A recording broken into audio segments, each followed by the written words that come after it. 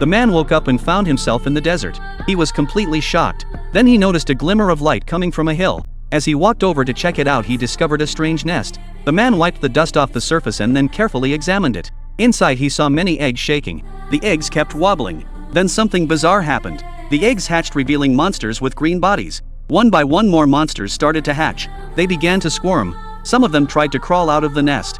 At that moment an ear-piercing screech came from the distance. The man looked up. He saw many monsters rushing toward him. In a panic the man tried to flee. But suddenly someone attacked him from the side. The man quickly reacted and dodged the strike. When he saw the attacker's face he was horrified. In front of him was a monster with tusks protruding from its head. While the man was still in shock, a hail of bullets came toward him. It turned out to be the monster's companions. They thought he was an egg thief and wanted to kill him.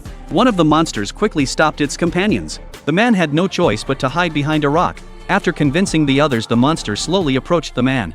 At this point the man was shaking behind the rock and noticed that the other monsters hadn't left. Instead they had circled around and surrounded him. The monster then dropped its equipment on the ground, indicating it meant no harm. Seeing that the monster meant no harm, the man cautiously stepped out from behind the rock. He pretended to surrender. They briefly introduced themselves. The man said his name was John. But then the monster made a strange request. It told the man to jump. The man pretended to comply, but as he jumped he seized the chance to move toward the weapons the monster had dropped. He grabbed a weapon, preparing to fight back. At that moment the monster charged at him. Just as the man was about to strike back, another monster hit him. The man was captured.